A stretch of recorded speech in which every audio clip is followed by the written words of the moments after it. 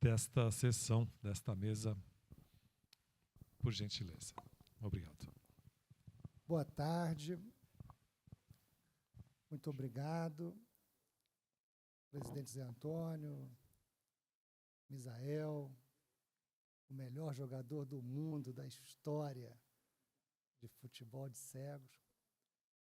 Sem muitas delongas, já estamos avançados na hora, e todo mundo ansioso desde o início para ouvir esse painel de blockchain, né, Misael? Eu queria passar para o Rainério agradecendo por tudo e ansioso para ouvi-lo. Obrigado pela presença, a palavra é sua. Obrigado, João. Boa tarde a todos, né? Boa tarde ou já? Ainda é boa tarde ainda, né? Primeiramente, eu gostaria aqui de agradecer o convite para nós, da RBB, da Rede Blockchain. É uma honra estarmos aqui conversando sobre esse assunto tão importante para a administração pública, que a gente entende, que é o uso dessa tecnologia blockchain para melhorar as entregas dos serviços públicos e ampliar cada vez mais a transparência. E, primeiramente, eu gostaria de saudar aqui o nosso presidente José Antônio, quase conterrâneo meu, lá Paraíba, né? Mas é do Recife, mas é quase paraibano, e o nosso secretário-geral Misael, que eu diria que é um jogador campeão e que está se tornando um gestor campeão também, né, com as suas pretensões de fazer uma melhor gestão. Então, de nossa parte, nós damos todos os parabéns aí. E o Pedro também. Pedro, obrigado pelo convite. Parabenizar também a sua empolgação em entender que essa tecnologia pode fazer a diferença no serviço público, né? Então, primeiramente também saudar a nossa querida Heloísa, a presidente do Conselho de Administração, e o Rafael Nassa, que é nosso companheiro lá da RBB, representando aqui a PUC, Rio de Janeiro, que tem feito um excelente trabalho nesse sentido. Então, fazendo coro aos demais, né, eu não posso deixar de registrar aqui o meu encanto de estar aqui com todos vocês. Eu achei que eu iria participar de mais um encontro para falar de tecnologia, mas confesso que eu vou sair daqui muito mais rico enquanto pessoa, enquanto ser humano, porque o que eu vi aqui, sinceramente, impressiona a qualquer um, e é um exemplo de gestão pública que dá resultado. A gente vê aqui que saindo, sentindo na pele o que é resultado do uso do dinheiro público. Então, de forma que é uma grande honra, eu fico muito feliz de ter conhecido aqui essa experiência. E, para a gente falar de blockchain, né, a importância do uso do blockchain, eu trago aqui uma frase que foi colocada agora pelo nosso doutor e colega Caribé, né, Sérgio Caribé, que colocou, doutor Sérgio, colocou aqui, e eu achei muito importante: transparência é a contrapartida da autonomia. Vocês, como órgãos autônomos, né, eu diria, e precisa dessa transparência para fazer isso. E a gente, com a tecnologia do blockchain, nós conseguimos dar uma transparência imensa e ainda não vivenciada pelo Brasil. Esse tipo de transparência em que todos terão acesso a essa informação, todos terão a segurança de que aquela informação é verídica e aquela informação é atualizada também. Então, esse é o que o blockchain nos traz, né? E decidir pelo uso do blockchain, decidir por esse interesse de usar essa tecnologia como uma forma de dar essa transparência, ela é um resultado de uma excelência também da gestão. E eu até fico me questionando, né, se vocês aqui têm uma excelência esportiva que está influenciando a excelência administrativa, ou se é a excelência administrativa que influenciou a excelência esportiva. Não é? Porque essas coisas têm tudo a ver.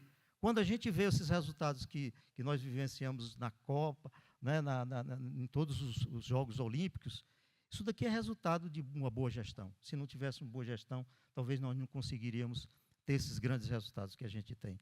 Então, é muito interessante. ver e enxergar em todos vocês esse zelo pela coisa pública, tentando fazer a coisa certa, e é uma forma de darmos retorno à sociedade, de mostrarmos à sociedade que estamos fazendo o que a sociedade espera que nós façamos, na verdade, né? Então, para a gente trazer essa questão de o anseio da sociedade, que quer que a gente faça da melhor forma possível, com transparência, e que ele sinta a segurança de que o dinheiro está sendo bem aplicado, isso daí faz parte da missão do TCU. A missão do TCU não é só julgar contas. A missão do TCU é influenciar para que a administração pública entregue bons resultados ao cidadão. E esse, por incrível que pareça, a gente tem cada vez mais adotado isso como nosso leme, o nosso foco principal. O nosso presidente, Vital do Rego, ele adotou nessa gestão dele como foco principal o cidadão. Veja que a gente não está olhando mais para o gestor, nós não estamos olhando para as contas, nós estamos olhando para o cidadão. A gestão pública tem que estar a serviço do cidadão e a serviço de fazer as entregas adequadas para o cidadão. E aqui nós vemos esse exemplo das entregas que estão sendo feitas para a sociedade, né? Então, o TCU sempre foi um incentivador de que essas tecnologias influenciassem a melhora da administração pública. Vocês terem uma ideia, em 2019, nós já tínhamos feito fiscalizações sobre blockchain no serviço público. Nós fizemos em 2021 sobre internet das coisas e fizemos em 2022 sobre inteligência artificial. E tudo isso são tecnologias hoje que estão fazendo a diferença no nosso dia a dia. Então, quando o TCU faz esse tipo de fiscalização, é já prevendo, sempre antenado nas transformações tecnológicas, tentando fazer com que a administração também acompanhe daquela forma. Nós hoje somos referência no tribunal, referências mundial em relação ao uso de inteligência artificial. Somos referência porque a gente acreditou no potencial da inteligência artificial para a transformação da administração pública, assim como o blockchain vem nessa outra vertente também. Então, essa criação dessa nossa rede blockchain se deu em 2022, quando o BNDES, talvez até sabedor desse nosso enfoque, né, de apoiarmos sempre a tecnologia a favor da administração pública, ele bateu a nossa porta e disse, olha, nós estamos com a proposta de criarmos uma rede de blockchain no Brasil, só que precisava de parceiros.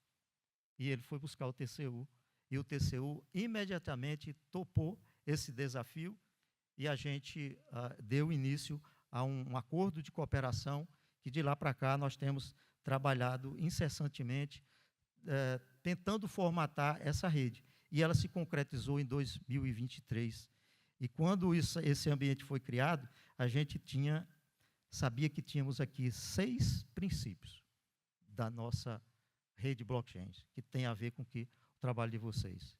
Integridade, rastreabilidade, verificabilidade, auditabilidade e imutabilidade dos registros públicos. Veja qual é o cidadão que não gostaria que os órgãos públicos tivessem tudo isso na sua gestão, tendo essa transparência, que o cidadão não precisasse de pesquisar sites, ficar duvidando se aquela informação é verídica, se não é verídica. Nós, com uma rede blockchain, nós temos condições de fazer tudo isso daí, né? Então, essa RBB, a nossa rede blockchain, ela vem exatamente para criar esse selo de integridade na administração pública. Essa que é a nossa intenção. E quando o TCU entra nisso, né, será que ele só está querendo participar da rede? Primeiro ponto, ele está querendo também ter um instrumento de fiscalização. Imagine que instrumento de fiscalização é esse para o tribunal, em que ele vai ter em um só local todas essas informações com a certeza de que estão coerentes, corretas e disponíveis a todo momento. E o outro ponto que o TCU também, vamos dizer assim, que vem ao encontro do que o TCU pretende, é exatamente melhoria da administração pública. fazer com que o cidadão tenha a segurança de que o dinheiro dele está sendo bem aplicado. Aí a gente tem esse trabalho, na verdade, um instrumento de prevenção do desvio público. Isso daí, com certeza, é que assegura que os seguros estão sendo bem aplicados. E aí, ao longo de todo esse nosso trabalho, né, de entrar nessa rede, verificar que nós estávamos realmente no caminho certo, vem a nossa concretização de que parceiros começaram a surgir no nosso... doutor Rafael, a gente começou a enxergar pessoas interessadas em participar dessa rede. E aí a gente criou uma rede onde nós temos, é interessante, nós temos uma governança compartilhada, não é o TCU, não é uma rede do TCU, não é uma rede do BNDES, é uma rede compartilhada em que todos fazem parte. E explicando um pouquinho tecnicamente, uma rede blockchain, ela necessita de que todos os participantes, quando eu insiro uma informação nessa rede, cada participante fica com um pouco dessa informação, para poder assegurar de que, quando eu pesquisar, eu verificar de que, se alguém mudou aquela informação, ele mudou só uma parte, ele não mudou a informação toda. Porque, para eu extrair a informação, todas a gente chama dos nós, né? Cada um tem que fornecer aquela informação que ele está guardando com um ambiente de segurança. Então, aí é onde aparece que todos precisam participar colaborativamente, onde tem responsabilidade distribuída e também o foco totalmente no interesse público. E essa rede de blockchain que a gente tem no Brasil, ela só participa o órgão público? Não. É uma rede que está participando todos os órgãos que lidam com serviço de interesse público, elas podem participar na nossa rede. Então, o comitê, com certeza, ele se enquadra nesse aspecto, presta o serviço público. Então, aí é esse aspecto, né, da importância de termos abertura para todos aqueles que prestem serviços públicos. E a gente tem aqui tivemos a felicidade de, em 2023, nós lançarmos essa rede já em funcionamento. Ou seja, já temos 2 anos dessa rede funcionando. E temos como patronos, é claro, o TCU e o BNDES, mas a gente já tem alguns participantes importantes. Por exemplo, são 8 associados diretos de players extremamente importantes, como o Serpro e o próprio DataPrev. Eles já... Olha como eles perceberam que isso era uma linha importante para eles. Eles mesmos nos procuraram querendo se alinhar à rede blockchain, já pensando em serviços públicos que eles podem oferecer no âmbito da rede blockchain, né? E aí, além dos associados, nós temos parceiros, como o TCE aqui de São Paulo, nós temos a própria PUC, né, do Rio de Janeiro, aqui conosco. E esse modelo vai sempre privilegiar essa participação de todos tendo direito à voz e contribuindo aí para que a gente consiga fazer o melhor possível, né? Então, diante desse cenário, a gente ficou muito feliz quando fizemos o Blockchain Brasil, o ano passado, que tivemos a demonstração de interesse, e aí o nosso amigo Pedro estava lá, né, demonstrando esse interesse, falando em nome do CPB, que havia interesse em participar conosco desta rede blockchain. E o que mais nos deixou entusiasmados, Misael, foi quando foi colocado por vocês, né, que a intenção seria fortalecer os mecanismos de controle. O próprio gestor pedindo para que se fortalecesse o mecanismo de controle, né? Olhando sempre para que pudesse todo o seu planejamento de execução financeira tivesse rastreabilidade e que as prestações de contas de recursos provenientes das loterias fossem totalmente transparentes para os brasileiros. Isso daí só com isso daí, vejam só, que a gente discutiu hoje bastante, né? Até que ponto o TCU fiscaliza, qual é a parte do TCU? Tirando um pouco da formalidade. Meus amigos, isso é mão na roda para o TCU. Né? Ter um instrumento que eu consiga fiscalizar de uma forma mais rápida, com mais velocidade, ter mais resultados, muito melhor. Né? Então, essa intenção é o que veio deixar a gente bastante feliz, né, com essa.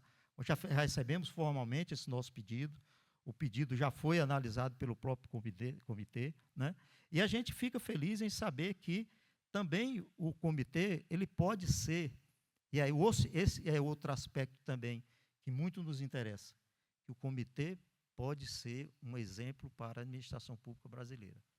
Porque eu estava comentando agora há pouco de que não é fácil a gente explicar para as pessoas o que é uma rede blockchain.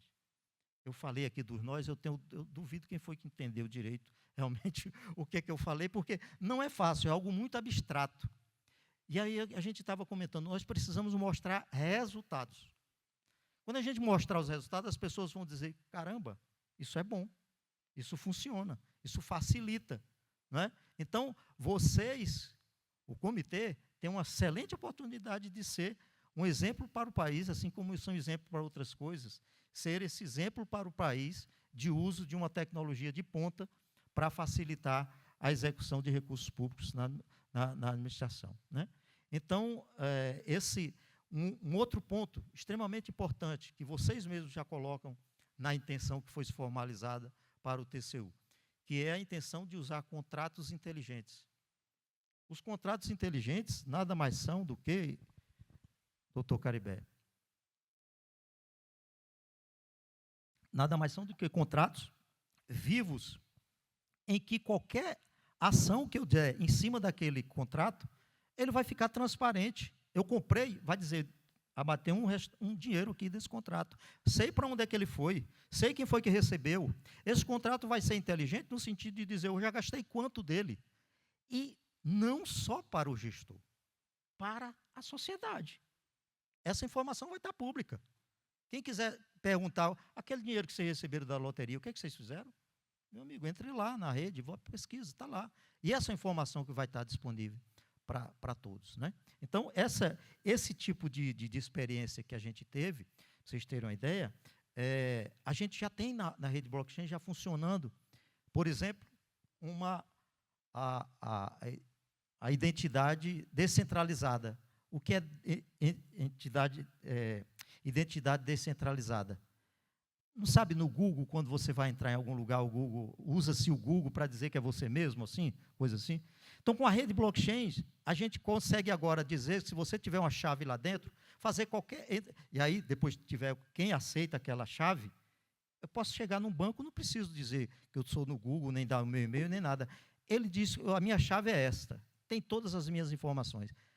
E todas as minhas informações que eu disponibilizei para determinada pessoa.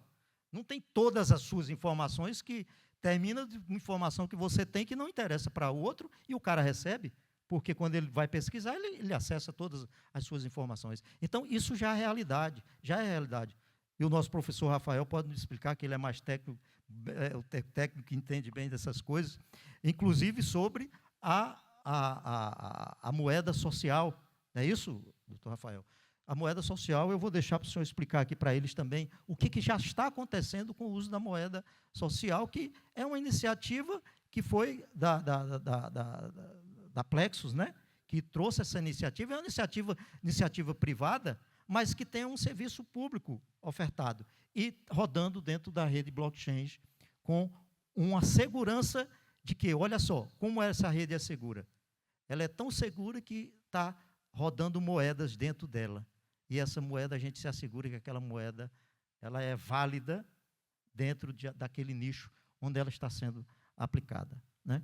Então, meus amigos e minhas amigas aqui, a minha intenção aqui, Pedro, é só mais para dar esse nosso testemunho enquanto Tribunal de Contas.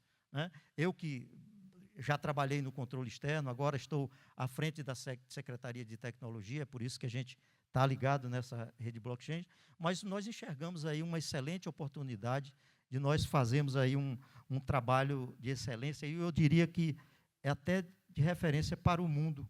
Como vocês são referência em outras coisas, de repente vocês conseguem fazer ser essa referência para o mundo também nessa iniciativa que a gente traz hoje aqui para essa discussão.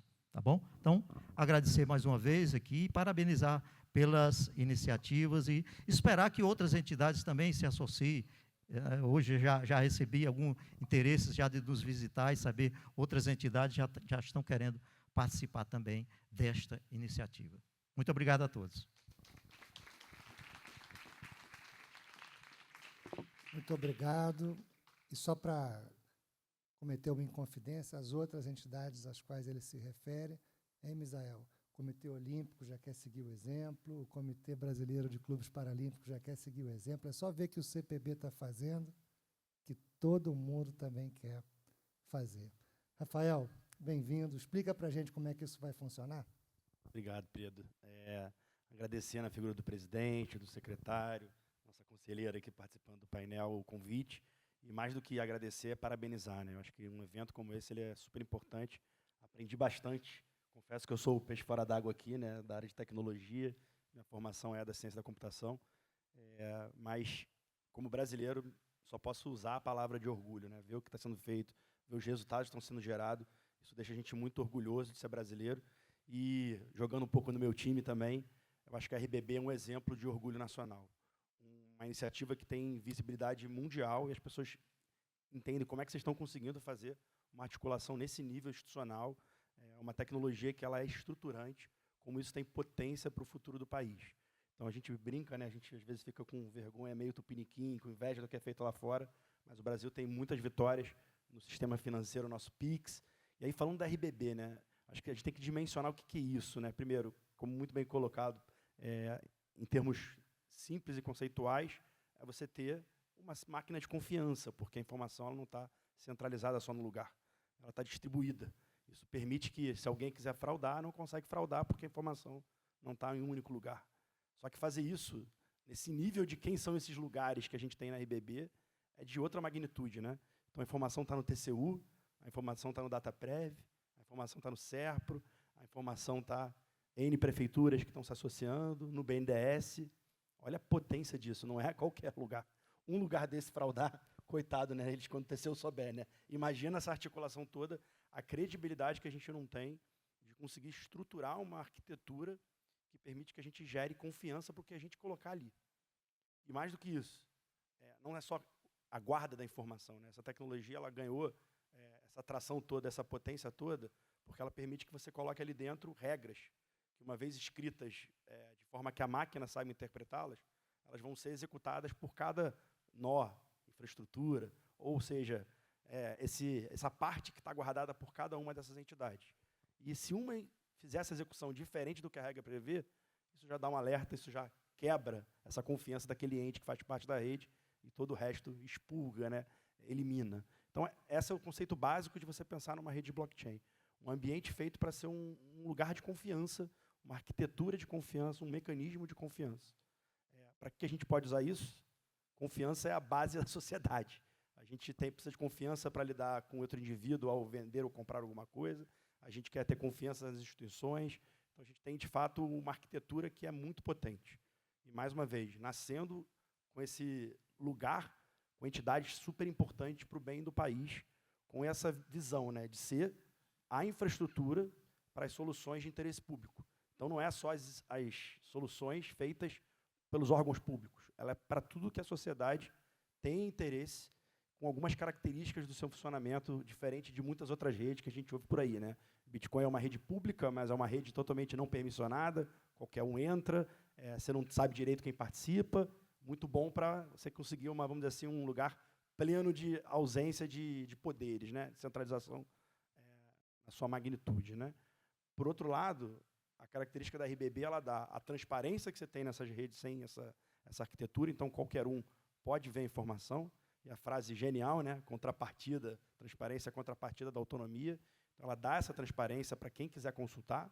Então, não é uma coisa só restrita a essas instituições. Qualquer um pode ter o direito de consultar aquela informação. Inclusive, um dos papéis das entidades privadas que participam é poderem, com facilidade, fornecer canais para pessoas não técnicas fazerem essa consulta, mas também tem a liberdade de outras entidades privadas se juntarem e permitirem canais de consulta sem nenhuma intermediação. Então, isso gera um poder muito grande, né? Ao mesmo tempo, uma arquitetura de governança que não foi nem um pouco simples montar, que traz essa potência dessas entidades participando. Eu brinco com o Gladson lá do BNDES. Primeira vez que a gente foi se associar, a gente foi um dos primeiros, junto no movimento lá com o TCU. A gente fez toda a burocracia, passou 5, 6 dias e falou, vai ter que fazer tudo de novo. Porque vocês endereçaram ao BNDES, não pode, porque o BNDES não é o dono da rede. Tem que fazer uma carta agora ao comitê da rede, que não existe ainda, vai existir. Então, você imagina, com toda a governança de BNDES, de TCU, como é que foi difícil colocar essa rede no ar. Ela é um projeto que nasceu, a discussão de ter uma rede nacional nasceu no evento, mais uma vez valorizando a importância desse tipo de fórum multidisciplinar, com diferentes visões. Ele nasceu numa discussão de como é que o blockchain podia ajudar, quais eram os problemas, e uma das coisas foi, é muito difícil montar infraestrutura. Montar uma rede, imagina, você vai fazer a sua aplicação, aí para fazer a aplicação tem que usar uma rede. Aí vai usar uma rede privada, que usa criptomoedas. Espera aí, como é que eu faço com isso? Como é que eu pago isso com uma criptomoeda? Com uma entidade que esteja conectado à prestação de conta, ISO, compliance, não é nada simples, isso dificultaria muito. E aí começou a se discutir como construir essa arquitetura que facilitasse a entrada de N aplicações com esse interesse público. 2022 foi um ano importante, né? A construção jurídica da rede, depois, em 2023, a entrada dela em nível laboratorial, e, mais recentemente, a gente tem a rede agora em ambiente piloto. Ou seja, não é mais uma ideia, ela existe, ela é mantida, ela tem comitês não só executivos, que a gente tem o prazer aí de fazer parte, então, discutir entrada de novos membros, regras mais, vamos dizer assim, do compliance da rede, mas ele tem comitês técnicos que estão discutindo os problemas da rede, capacidade, escalabilidade, como é que vai evitar dar problemas, vulnerabilidades, invasões. Então, ela é, de fato, uma rede que tem todos esses entes ali interagindo para manter ela funcional. Então, falando um pouquinho da rede, vamos entender quanto isso é potente para o que a gente pode construir em cima dela. Ela é uma rede capaz de receber qualquer aplicação de interesse pública, que você consiga expressar essas regras de forma objetiva, né? Ela não pode ser regras interpretativas, e uma vez que você tenha esse interesse de colocar essas informações transparentes, públicas, com essas regras automaticamente executadas, você tem uma potência de usar uma rede que já está pronta. Você não precisa articular, construir, você pode aderir a ela diretamente, se você assim o fizer, como o comitê está fazendo agora, ou você pode buscar um parceiro que já adere a essa rede e que vai colocar a sua aplicação ali através de vários modelos que existem para fazer esse funcionamento dessa aplicação. E aí, quando a gente começa a discutir dinheiro que tem uma origem, de alguma forma, conectada a uma política de incentivo, a transparência é um viés ali, eu olhei umas 3 vezes aqui, quando estava vendo você falar, Thalira, ISO. Então, assim, é estruturante, então faz muito sentido. Talvez num primeiro momento para dar transparência, talvez num segundo momento para aumentar a rastreabilidade, talvez num terceiro momento para aumentar a eficiência operacional, talvez num quarto momento para aumentar o impacto.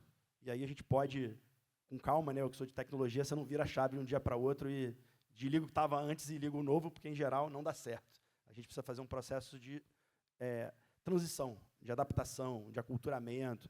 Então, acho que existe um caminho muito potente para que a gente pense como essa transparência, como essa automação, ela pode usar dessa infraestrutura que está ali disponível. E a gente não precisa ir muito longe no tempo, a gente, em vida, viu o que foi a internet entrando nas nossas vidas, a mobilidade entrando. Então, a tecnologia ela vai acontecendo, né? Ela vai fluindo que nem água. Quando ela é boa, quando ela ajuda a nossa vida, ela vai penetrando.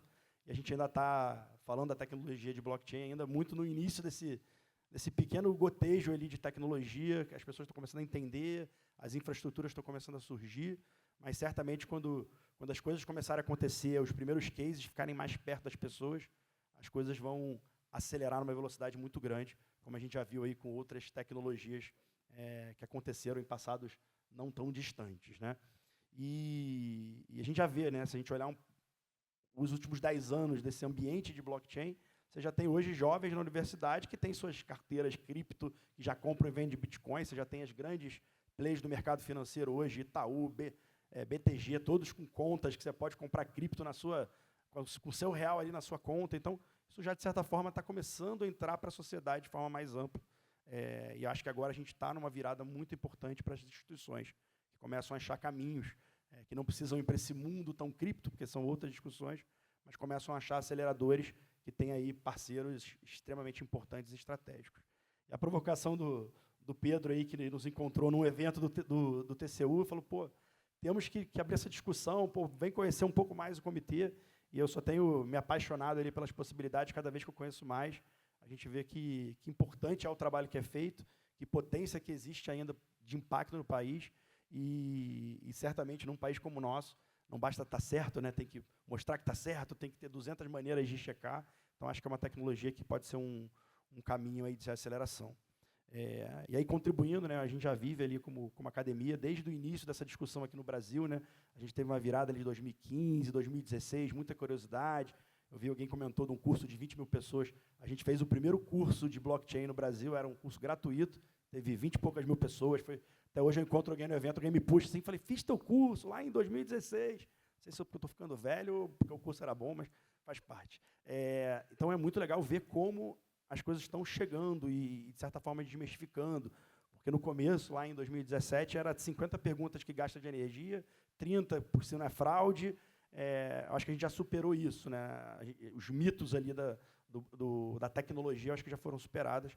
A gente agora está preparado para trilhar esse caminho de implementar soluções consistentes em ambientes corporativos extremamente regulados, com parceiros extremamente robustos, para que a gente possa alcançar essa trilha, né, de potência que essa tecnologia tem, de trazer transparência, de aumentar a rastreabilidade, de melhorar a eficiência e de construir e aumentar impacto, né? Aí, para fechar minha fala aqui dentro do tempo, prometo, né, apesar de professor, não trouxe slide por isso, para garantir que eu ia ficar no tempo, muito bem colocado, moeda social é um case muito interessante.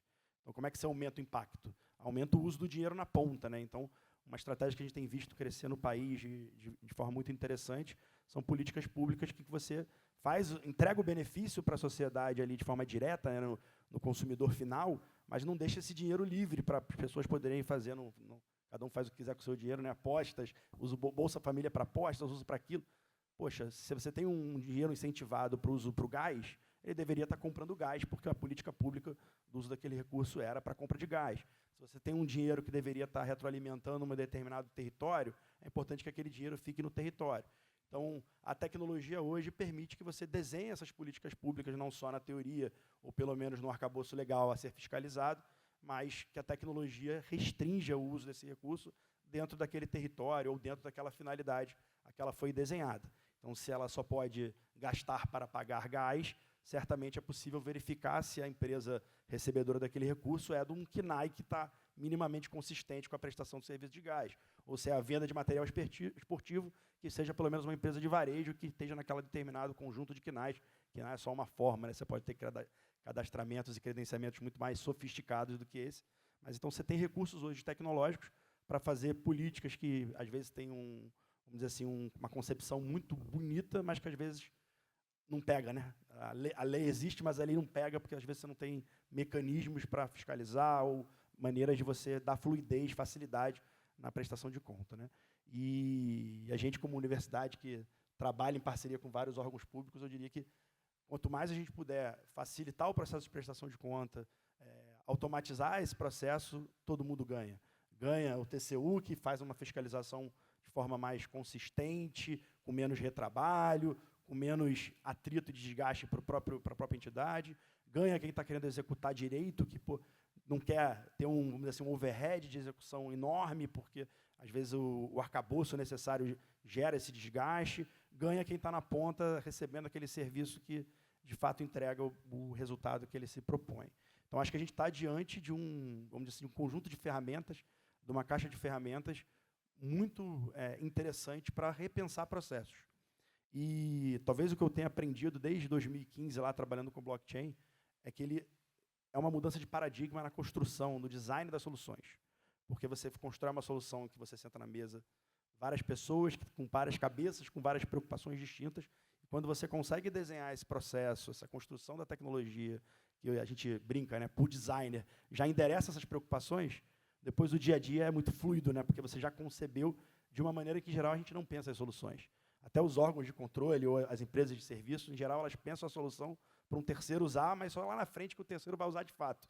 E aí vem os problemas, não funciona na prática, ou a usabilidade não é legal. E aí, quando você vai para uma tecnologia dessa, que sozinho ela não funciona, você não consegue fazer uma tecnologia dessa para só você usar, né? Não tem segredo de mercado aqui. Ela só funciona se ela for coletiva, né? Então, isso é muito diferente do que a gente está acostumado a fazer, né? Ter que sentar juntos e talvez desenhar a solução com TCU, com comitê, com quem vai botar a tecnologia para funcionar, com outro ente que também vai validar aquele contrato inteligente. Então, a forma de construir, ela é muito interessante, então ela permite que a gente também gere soluções por definição, né, por design, pelo desenho dela, muito mais consistente, muito mais interessantes ali para gerar uma fluidez no dia a dia, na execução, que a gente não alcançava com outras tecnologias. Isso vale, obviamente, para o serviço público, vale para o esporte, quantas políticas interessantes de bolsa não existem dentro do esporte, algumas pelo Ministério, algumas de repasse.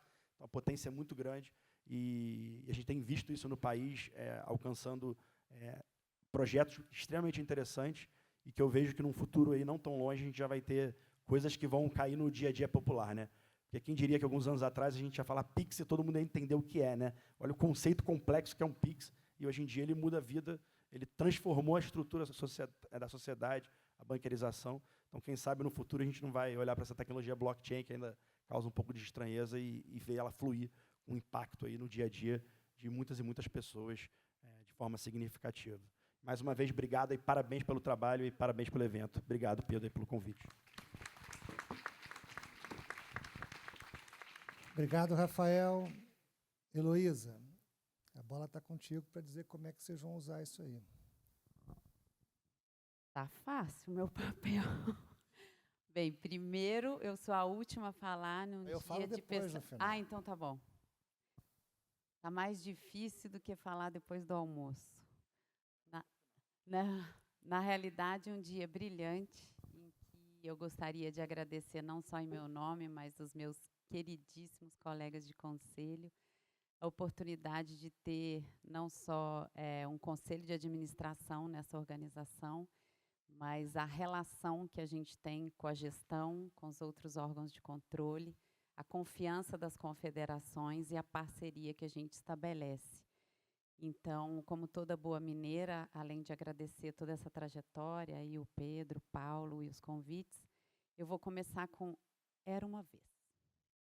Era uma vez, e aí vocês vão se surpreender.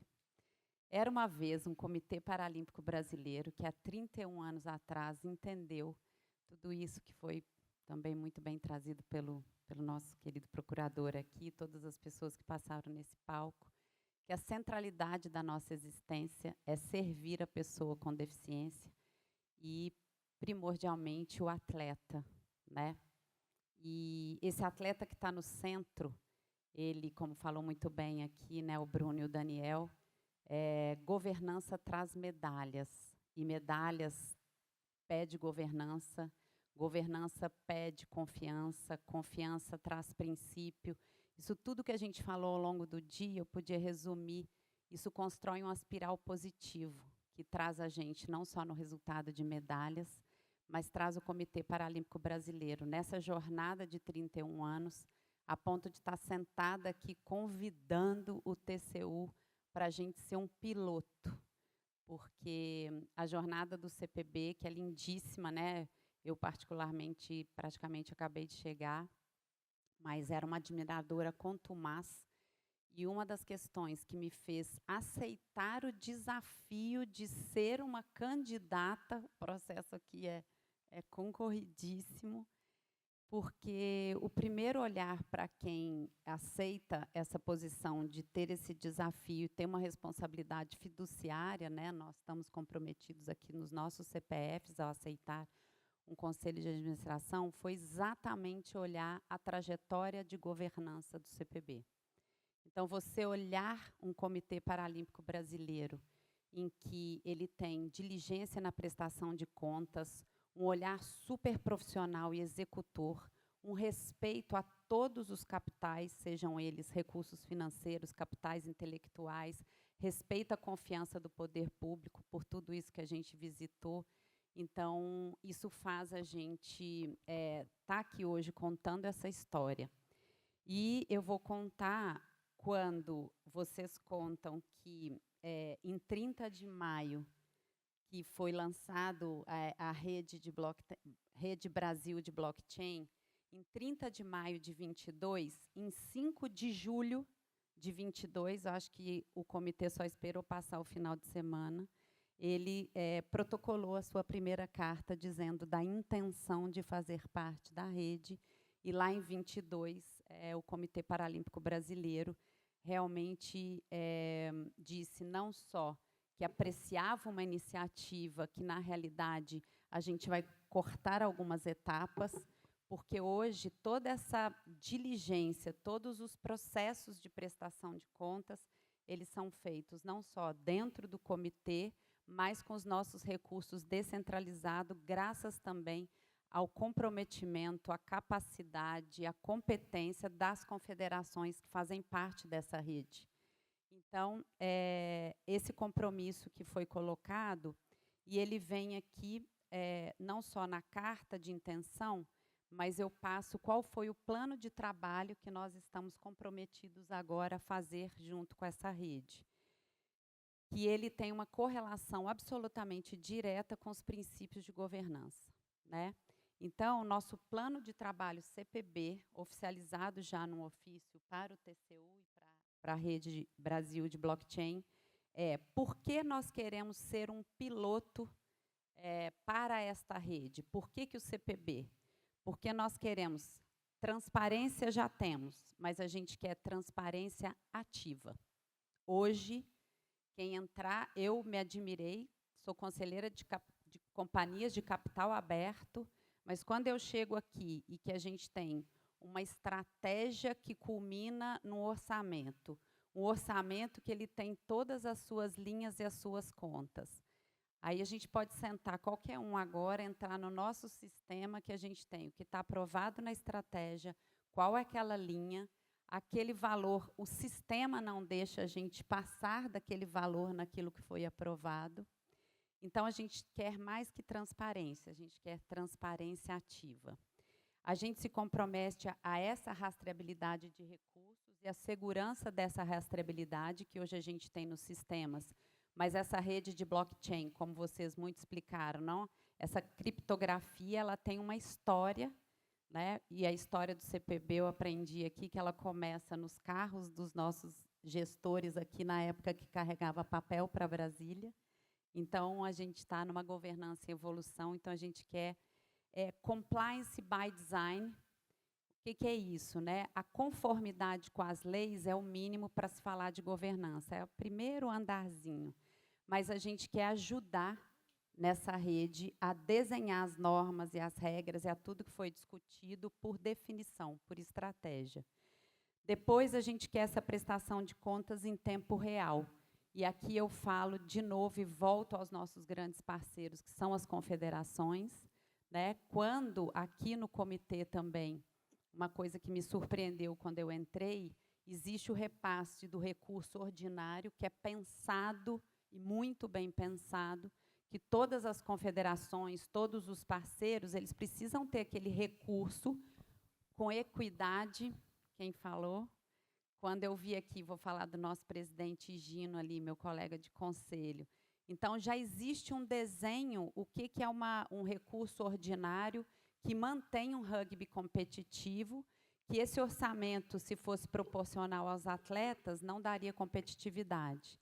E que não é a mesma coisa do número de atletas do atletismo. Então, já é pensado estrategicamente todo o regramento do repasse do recurso para a equidade, para a competitividade, né, os bônus de premiação, que aí é meritocracia. Mas o que acontece hoje, o pessoal das confederações, que presta conta, tem um sistema, o recurso é repassado mediante prestação de contas, a nossa expectativa é que essa parceria nos traga e traga eficácia para dar a todas as confederações e ao comitê eficácia nos processos. Porque essa eficácia nos processos vai fazer com que o tempo que muitos de nós hoje gastamos nos processos de prestação de contas, eles estejam de tal sorte já alinhados e determinados que o que a gente já faz hoje, e aí o Misael traz também, nesse momento, nós, junto com a gestão, trouxemos recursos e estamos estudando os processos para tirar esse peso da... Não é uma burocracia no sentido pior da palavra, mas tudo que tem que ser cumprido para trazer eficácia. Inteligência artificial, eficácia nos processos, para que a gente cada vez mais sobre tempo e recurso humano e financeiro para investir na atividade fim. E, por fim, a carta escrita do CPB tem como plano de trabalho o fortalecimento da confiança institucional dos órgãos de controle, dos patrocinadores e da sociedade. Por quê? Porque as marcas estão conosco, o governo está conosco, a Caixa Econômica está no repasse conosco. Quanto mais todos esses princípios que são, né, de governança, de transparência, equidade, responsabilização, prestação de contas e sustentabilidade, quanto mais nós estivermos diligentes nesses princípios da governança, mais seremos parceiros que as marcas podem se associar. Mais seremos parceiros que traremos as medalhas. Recursos trazem medalhas, medalhas atraem recursos, desenvolvimento humano, inclusão de pessoa com deficiência traz marcas, marcas se apoiam nessa prestação de contas. Então, esse aspiral positivo é o que a gente prega. Tenho certeza, aqui vou fazer levantar a barra da expectativa, para que se tiver uma prioridade aí de escolher o parceiro do piloto, o que vocês vão encontrar no CPB, com toda certeza, é um parceiro que já tem essa jornada, e aí o TCU conhece a gente bem, muito bem percorrida. A nossa rede, né, formada, repetindo aqui, pelas confederações, fundos de fomento que são colocados aqui, eles já são todos nesse regramento e nesses processos, mas a nossa ideia, claro que a gente tem que ver custo, repasses, né, implementação, ela tem que ter o business case, mas vocês vão encontrar um parceiro que está, eu acredito, muitos passos à frente da média das entidades esportivas, eu tenho certeza, mas muito pronto para trazer os benefícios dessa rastreabilidade que a gente não só prega, mas a gente sabe que essa jornada toda foi feita em cima de governança. E eu termino a minha fala só lembrando, né, e agradecendo aqui o convite do Conselho, para o Conselho estar aqui nessa fala, porque lembrando que o Conselho, cada conselheiro, o Conselho Fiscal, a gestão aqui, principalmente aqui na pessoa do nosso presidente, José Antônio, nós temos responsabilidade fiduciária de estarmos sentados nessa cadeira. E o que é isso? É um princípio jurídico e ético que surge quando uma pessoa, no caso aqui um conselheiro, assume a obrigação de administrar bens, interesses ou direitos de outra parte, nesse caso o CPB. E diz aqui a definição que essa relação é marcada pela confiança, exigindo que o fiduciário haja sempre em benefício do CPB, do fiduciante, a quem delega a responsabilidade, com lealdade, transparência e diligência. Então, para quem assume essa responsabilidade, confiança exige processo, né?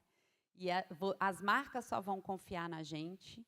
Nós, aqui no nosso papel, a confiança precisa ter absolutamente relação com o processo, relação com fiscalização, relação com auditoria, relação com uma gestão responsável, relação com as confederações na mesma página, como são hoje. E aí, eu finalizo dizendo que a principal responsabilidade de um conselho de administração é ser o grande apoiador da gestão, mas nós somos os guardiões da estratégia e os guardiões da governança do CPB.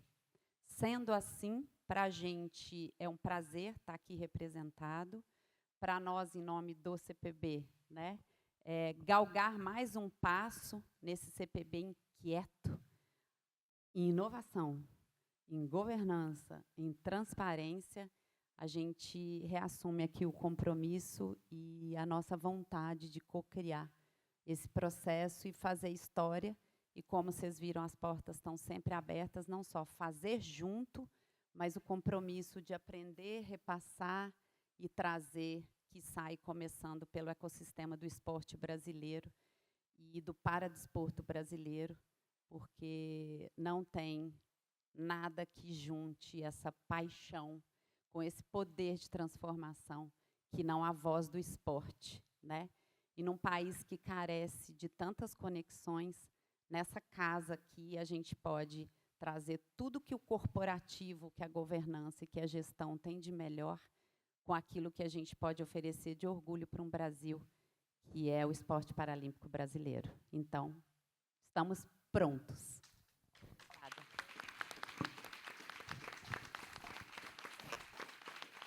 Heloísa,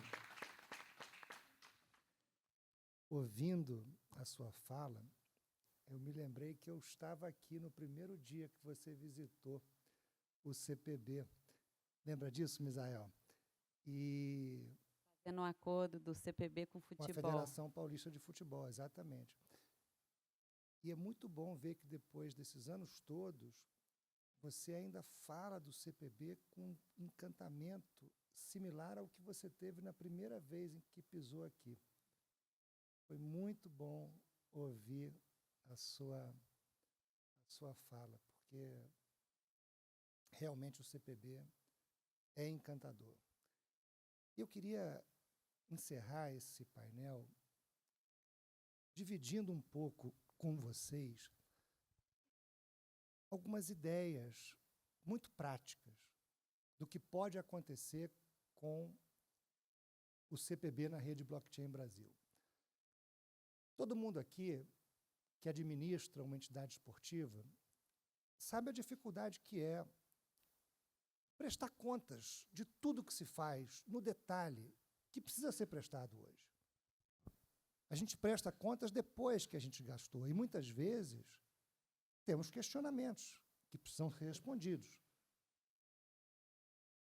Com a rede blockchain, isso acabou. A prestação de contas, que hoje é a posteriori, ela passa a ser a priori. O gestor não fica mais pendurado para prestar contas depois, para responder depois. Não. Isso foi feito num contrato inteligente, vivo. Contrato inteligente porque é feito com inteligência, porque é pensado antes.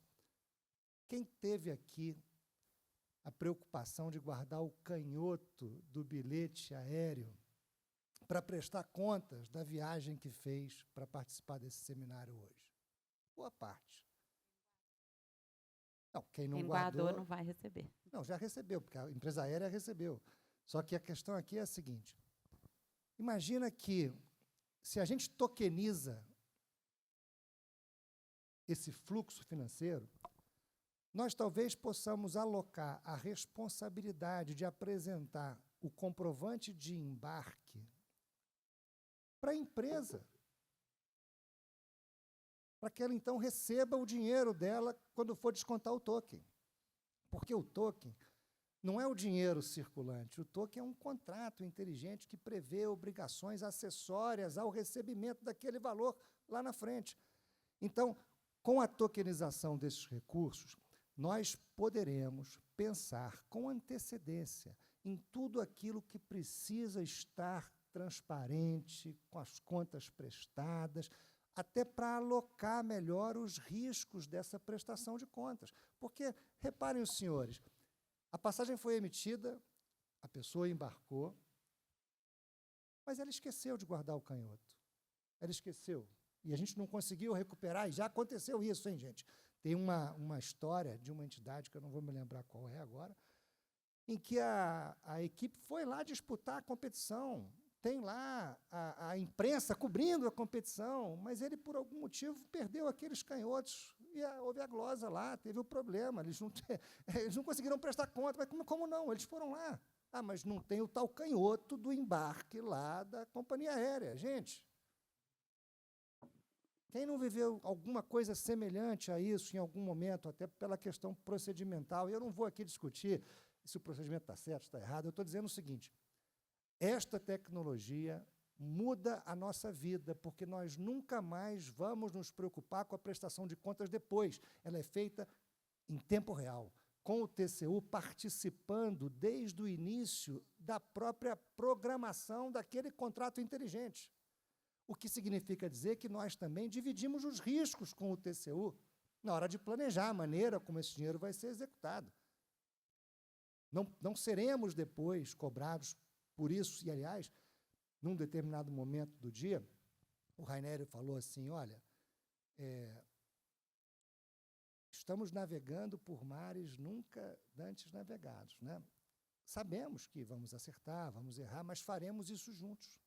Construiremos isso juntos. Então, é uma segurança muito grande ter o órgão de controle planejando desde o início esse processo, sabendo que a gente pode acertar e errar, mas faremos isso juntos com toda a transparência, até porque o erro no blockchain vai ficar transparente para todo mundo. E aí, só para terminar com chave de ouro, eu quero dizer que tudo isso que a gente está dizendo aqui já existe, tem precedente, e o motivo pelo qual o BNDES procurou o TCU para formar a rede Blockchain Brasil foi uma experiência que eles tiveram com a gestão de um dinheiro que vinha da Alemanha, no fundo da Amazônia, salvo engano. O BNDES não é um banco qualquer. Ele empresta dinheiro a juros subsidiados com finalidades específicas. Mas, muitas vezes, as pessoas pegavam o dinheiro e aplicavam no Tesouro Direto, no CDI, porque o juro que ele recebia com o dinheiro que ele pegou no BNDES, a juro subsidiado aplicando no mercado, era maior do que o juro que ele pagava para o BNDES. Então, para que eu vou construir um curral, fazer alguma coisa produtiva, se eu vou botar ali no Tesouro Direto, Selic, vou ganhar mais do que eu tenho que pagar de juros? Fiquei com a diferença. Acontecia isso. A pessoa pegava dinheiro para construir um curral que já estava construído. E ele prestava contas do curral que já estava construído. Por exemplo, o BNDES resolveu criar, era o BNDES Coin, BNDES Token, agora eu não me lembro, mas ele criou uma moeda tokenizada desse dinheiro. Então, a pessoa pegava o empréstimo do BNDES, ao invés de receber o dinheiro, ele recebia um token, BNDES Coin. O que vai ser aqui? O CPB Coin, uma moeda digital que vai ser criada para lastrear todo o fluxo financeiro. A pessoa que pegou o dinheiro, ela tinha que comprar alguma coisa com aquele dinheiro. Então, aquele token que ele estava na mão não servia mais para comprar título do Tesouro Direto, não servia mais para aplicar no CDI, servia para comprar cerca de arame farpado, mourões para fazer o curral, a balança, ou seja lá qual for o objetivo para o qual aquele dinheiro foi emprestado. Então, a empresa que recebeu o dinheiro, que vendeu o curral, que vendeu a balança, que vendeu a cerca, ia lá depois no BNDES e descontava o token em dinheiro. Então, o BNDES sabia para onde ele mandou o dinheiro, quem recebeu o dinheiro para onde ele mandou e o que a pessoa fez com aquele dinheiro, porque para receber, provavelmente, tinha que apresentar lá a nota fiscal, o comprovante da entrega. Isso significa dizer que nós podemos fazer a mesma coisa aqui com todas as nossas compras, com todas as nossas entregas, e não se preocupar nunca mais com prestação de contas depois que a coisa tiver acontecido. Significa dizer também, Heloísa, que boa parte do dinheiro que as confederações e que o próprio CPB gasta para prestar contas, porque nós temos uma quantidade de gente voltada para isso, uma quantidade de investimento voltado para isso, vai poder ser colocado na atividade fim, em outras coisas, porque nós não vamos precisar mais gastar dinheiro com isso. Nós vamos gastar dinheiro agora num piloto, que tem que ser a tecnologia, vamos fazer junto, mas depois que isso estiver de pé, não gasta nunca mais. Está ali, é automatizado, acabou, revolução total. Então, eu ouvindo a todo mundo que falou nesse painel, ficava pensando, mas será que a gente está enxergando, todo mundo aqui, a mesma coisa? É isso mesmo que pode ser feito? É essa revolução? É desse tamanho? Então, eu queria dividir com vocês essas ideias, porque eu acho que a revolução que está diante de nós é gigantesca, muda a nossa história e muda a nossa vida, porque não vamos precisar nunca mais ficar preocupado com prestação de contas. Quando a gente gastou, já prestou conta na mesma hora, já está resolvido, vamos pensar em outra coisa, porque prestar conta não precisamos mais, não. Quer falar de novo, Heloísa, para encerrar o painel? Encerra você o painel, Não, você não que é a quero presidente. encerrar, mas só assim, para deixar a expectativa equilibrada, né? Então, essa carta saiu do compromisso do CPB em participar da rede em 2022. A gente reiterou, né, desenhando aqui, a gestão colocou a carta com essa intenção. Está na estratégia do CPB a questão de eficácia, de aplicação na atividade fim. Só para a gente, né, o compromisso está feito, mas ainda não existe um plano definido e com tempo de trabalho e o business case, né, porque a gente tem que realmente, todo esse sistema, ele tem que trazer todos os benefícios que ele promete e a gente tem que fazer o custo-benefício, inclusive investimentos e tal. Então, essa é a intenção, essa é a visão, isso é o que a gente vai começar a trabalhar. A responsabilidade aqui, a designação desses processos, ela está centrada na gestão e aí, com toda a parceria com as confederações, isso vai ser, né, transparente nesse sentido, com o plano de trabalho, com os tempos de aplicação, e isso começa com algum piloto que vai ser definido. Então, não vai ser o próximo semestre, muito provavelmente nem uma implantação cheia no próximo ano, mas, quiçá, as conversas vão avançar aí para a gestão liderar com apoio do Conselho, da gente ter essa jornada clara dessa implementação. Mas, como o Misael falou, o presidente Zé, o Ió trouxe na fala dos atletas, para essa centralidade da atividade fim, nós estamos obcecados na questão da governança, da produtividade, e que vocês também, das confederações e os atletas aqui ainda representados por alguns, aqui estou vendo o Bruno, se beneficiem aqui do que a gente está cuidando, porque entrar na quadra a gente não consegue. Heloísa, Então, a gente vai dar o nosso melhor do lado de cá. você vai pagar a premiação em token para os atletas? Hã? Você vai pagar a premiação Não, em eu token só faço pros atletas? coletiva, eu não decido nada. Tem uma pergunta ali, ó.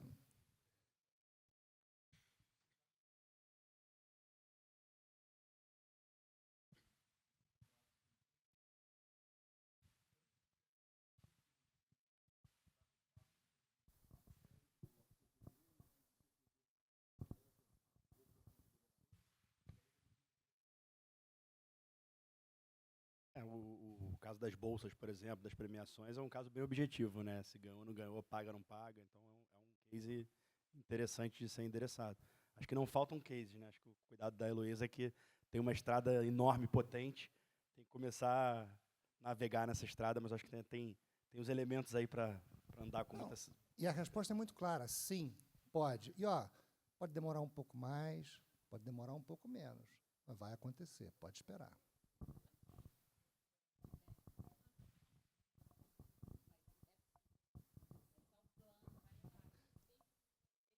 Não, gente, a revolução que a gente vive aqui, todo dia uma tecnologia nova, vocês acham que vão demorar? Daqui a pouco a gente vai olhar, pô, falaram isso aqui, já está acontecendo. Ainda mais com a Heloísa, poxa, força da natureza aqui liderando essa história. Hein? Ó, gente, eu acho que a gente tem que terminar, né? Tá aqui, ó. Vamos para o próximo. Obrigado, gente, muito obrigado. Excelentes insights, pessoal. Realmente, quando inovação e responsabilidade caminham juntas, as oportunidades de consolidar estruturas sólidas e sustentáveis para o movimento paralímpico se ampliam de forma significativa, né? Vamos registrar este momento com